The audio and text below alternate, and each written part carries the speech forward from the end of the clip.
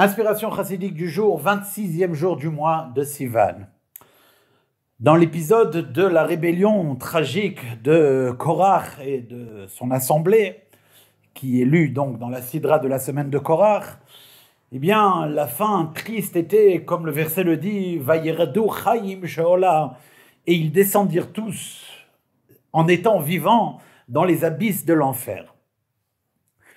Le sens chassidique de cette idée de descendre dans le Gehinnom vivant se présente même dans la vie d'une personne sur terre.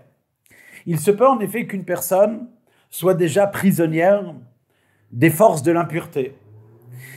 Ses agissements sont des avérotes, des transgressions, et d'une manière générale, son comportement est un comportement qui relève des forces de l'impureté, des clipotes.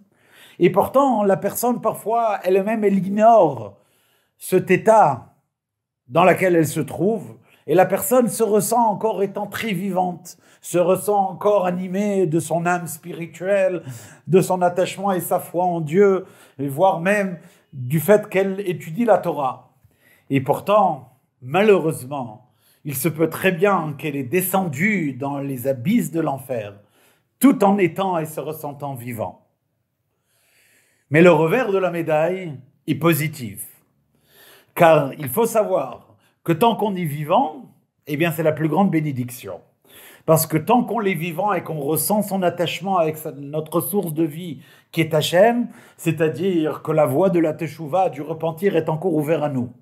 Et c'est ainsi que, par exemple, aussi dans l'histoire de Korach, on voit que même les enfants de Korach qui sont descendus avec lui dans un premier temps, eh bien pourtant, dans leur descente vers le Gehinnom, ont pu faire Teshuvah, ont pu se repentir et remontir. Et donc voilà la bénédiction que Dieu y donne à tout un chacun.